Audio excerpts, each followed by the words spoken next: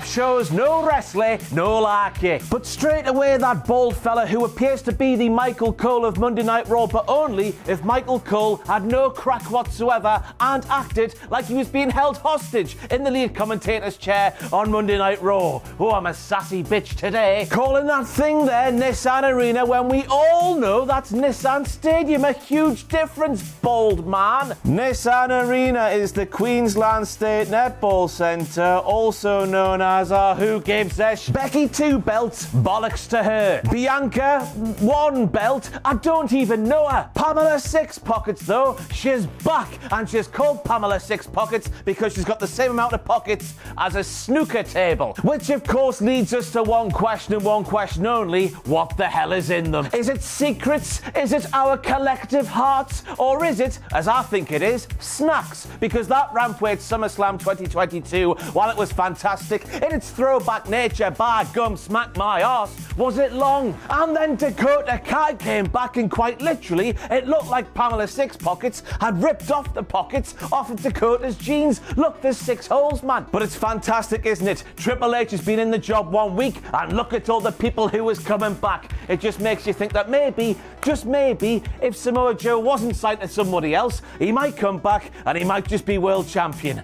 Oh, she got off the plane. She was allegedly going to go back to Japan upon the expiry of her WWE contract, according to those dirty sheets. Yes, Io Shirai came out, and look at all of the pockets she could have had on her pants if she wanted to have pockets. Count those holes, everybody. There's 12 down one leg, which I would assume means there's 12 down the other leg. That's 24 pockets she could have had. My God, the possibilities. She doesn't even need a house with that many pockets, man. WTF Moments, the only place on YouTube where the real issues are discussed. But on a more serious note, this week in those aforementioned dirty sheets, we've read about Triple H wanting to make a creative splash. That made sense at SummerSlam 2022. Well, after that there, Eyeball Paul, you saucy little bugger, yeah? He's a big bugger, isn't he? He's a saucy big bugger. Consider me moist. In fact, no, consider me wet, Daddy. I am wet. Oh my God, I'm wet. Sorry. Made a grave mistake, Corey. Is what I was initially thinking during Io Shirai's entrance, as Corey Graves started calling her Io Sky. Io Sky, who the hell's Io Sky? But at the end of the segment, the bald version of Michael Cole on Monday Night Raw, he too was calling what I thought was Io Shirai Io Sky, which means one thing, everybody, because as you see at the start of her entrance, what does Tron say? We know whose fault that is. Dun dun dun dun dun dun dun dun dun. You'd think with new bosses around you'd be a bit more careful, wouldn't you? You blind, buckied, beavered bellend. Made a grave mistake, Corey. So we see Logan Paul hit a gnarly blockbuster, which brings Corey Graves to saying a maneuver taught to Logan Paul by The Miz prior to last year's WrestleMania. Logan was training before WrestleMania 37, Corey Graves. Their tag team match at WrestleMania 38 was merely 119 days before their singles match at SummerSlam 2K22. You sir need to lay off the drugs, because they affect your perception of time, I've heard. There's no need to jazz this up. What I'm about to say is a massive WTF moment. The fact that Logan Paul did a frog splash off the top ladder through the announce table, which had The Miz laid on it like a naked man with sushi on him. I don't know why I did that. Maybe it's a dream. That's a WTF moment, but it's also a painful one because it just hurts the soul, doesn't it? How good Logan Paul is at everything to do with professional wrestling, with this just being his second match. Oh, it makes you sick, doesn't it? He's a whopper, but he's good at the wrestling. Hang on a second there. Most professional wrestlers, most of them are whoppers, and most of them are good at professional wrestling. So Logan Paul being a whopper and being good at wrestling means that Logan Paul is properly a professional wrestler. He's just like the rest of them. Somebody tell me this. Why the hell were those 4 people in that tag team match making tags when it was a no disqualification tag team match? It made no sense whatsoever. There was one point in the match where Rey Mysterio was just sat on the outside watching his own son, which he's been tight with since day one. His words, not mine. Unbelievable to say that about your own son, isn't it? We've been tight since day one. Do you want a medal, do you? But Ray was watching his son get his arse handed to him, but couldn't come in there because in a no disqualification tag team match, you need to make legal tags. And then at some points we had the referee, bless her cotton socks, at some point she was making 5 counts and stuff. It was a no disqualification thing, man. There's no rules. Hide your wives. I don't know why I said that. It's just always in my head when I see Edge because of ECW One Night Stand and all that sort of stuff. But hide your wives anyway. It's Edge, who made his return to WWE at SummerSlam 2022 in what I assume is a babyface role. But he did not have Metalingus as his professional wrestling theme, which in my book is a massive heel turn. There is no amount of cunnilingus in the world, Edge, that you could do to me, which would make up for the fact that you return as a baby face and didn't have Metalingus. Was anybody else legitimately terrified by the man dressed up as the Joker while the bomb-ass Corbin hymns were going down? Because I couldn't take my eyes off him. He wasn't going so much boo the professional wrestling heel that I hate because of storylines I know in the back of my head aren't real. He was saying, football Tom, yes, I call you by your real name. I'm going to come to your house, slit your throat, kick your dog in the knackers, and then spit on your steak. It was terrifying. I hope he's okay. It's just wrestling, man. It's just wrestling. And then we got a peek behind the professional wrestling curtain as Corey Graves said to Maggle Cole, Maggle, I liked you better when you weren't allowed to have an opinion, to which Maggle Cole replied, that's changed. A lot's changed. And everybody, it seems, in WWE is going, don't let the door hit you on the arse, Vince, you stupid old prick. Come to think of it, now he's done that and he sold those shares but didn't get a single penny from the sale of those shares, could it be a case that Bum-ass McMahon Made a grave mistake, Corey. And we learned at SummerSlam 2022 of one of the biggest grave mistakes in the history of Corey Graves' grave mistakes. Because Corey was watching SmackDown Pat do that when he said to Maggle Cole, the last time I tried to drink on the job, you made me take a week off, Maggle. And then Michael Cole, that savage with a tongue as sharp as a spear. I don't know where that came from, but you know what I mean. He replied to Corey with no sense of fun, no sense of laughter, no jokes, no irony in his voice, just spitting straight facts. He says, Corey, those were different circumstances. That was an airport. Corey Graves came to this particular gunfight with a feather duster, sprinkled with unicorns and children's laughter, while Maggle Cole came with a massive bastard bazooka.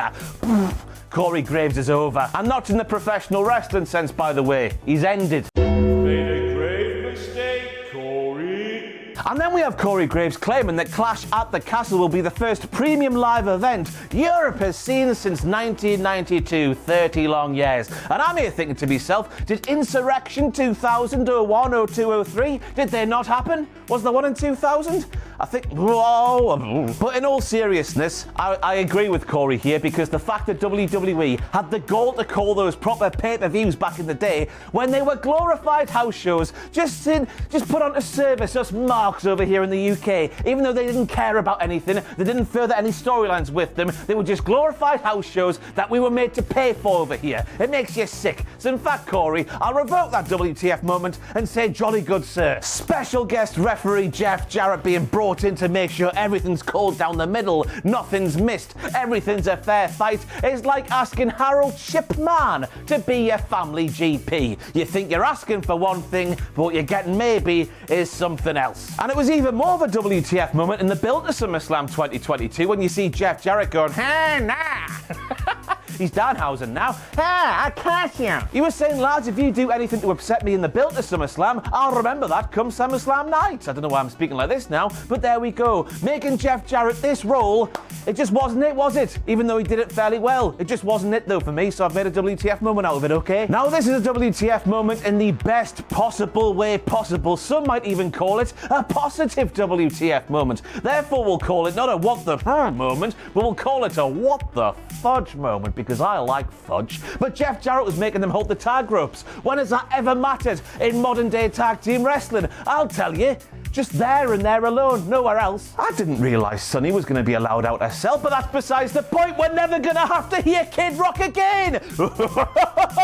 And I say this because, as we all know, back at WrestleMania 19, WWE made it clear that Limp Bizkit were their favourite band in the history of the world ever, and Kid Rock has never been that. So the fact that Kid Rock did a Fred Durst from SummerSlam 2012 at SummerSlam 2022 surely means, please God above, he's going to be banished from WWE forevermore. Bo Tibbiter, fantastic. Lonely Road of Faith, tickety-boo. But the rest of it, absolutely painful. Don't let the door hit you on the way out, Kid Rock.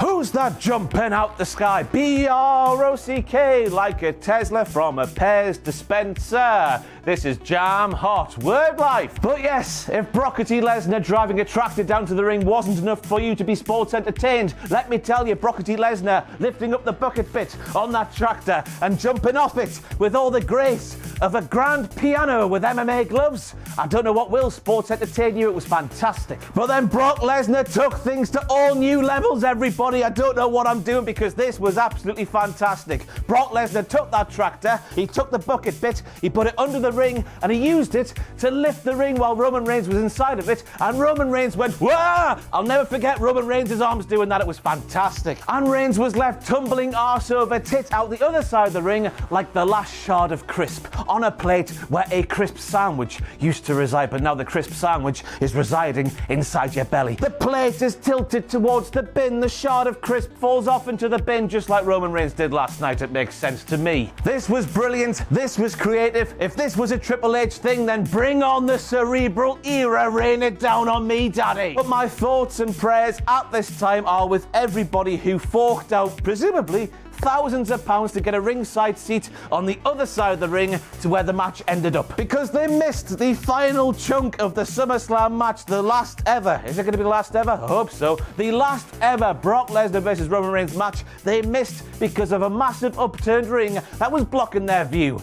Rest in peace. Paul Heyman taking bumps like he's Dolph Ziggler in 2014 is something I'd never ever think I'd see, especially this year, but it happened. Mago, mago, mago, mago, mago, mago, mago, mago, mago, mago, mago. Now, as we all heard last night, Maggle Cole was absolutely fantastic. He's been great since being aligned with Pat McAfee, but last night in that main event especially, he took things to another level. It's almost as if having Vince McMahon going, say the catch there, endlessly in his ear for 25 years. The pent-up frustration just brought out a brilliantly passionate display. Go on, the Michael Cole. I'm very happy for him. I have lambasted his good name all these years, but it was never his fault, was it? It was Vince McMahon's fault. Vince McMahon, while paying that man handsomely, made a mug out of Michael Cole, and I'm glad to see he's now flying away with the eagle's nest. But I was confused last night because I'm sure the entire build to SummerSlam 2022 was all about Roman Reigns getting past Brock Lesnar and then making it to 700 days as champion, either yesterday or today, I'm not quite sure. But last night we had Maggle Cole going, oh, 680 days this, 680 days that, and I don't know why that matters, but it does. They're both just as long as Finn Balor's phallus, and that's a really long bit of meat anyway. Oh my God, it's the dark side of the ring, where all the naughty things and documentary topics happen. And finally, a massive thank you to Jason Wilkinson for spreading the good name of Cultaholic throughout the WWE Universe. Next time you go to a show, do what Jason did. That is it for SummerSlam 2022 WTF Moments. If I missed one, please let me know in the comments down below. If you can't think of a comment to leave, which of course is the best way to support Cultaholic, which costs nothing, please just comment, Brock Lesnar has the X-Tractor. Please, please, please give this video a like. If you want to give it a share with your friends, please do so. Any interaction helps us, and that's the best way to support us without forking out at patreon.com/cultaholic. I've been Ross Tweddle. Thank you for watching. That's another SummerSlam out the way. And if that was the first step in the cerebral era, well, colour me a cerebral follower. Apart from Liv and Ronda, though, that was a bit strange, but apparently that was cut short because of Logan Paul and Miz going long. So hey ho, at least there was a reason. Good show, though. Wrestling's coming home.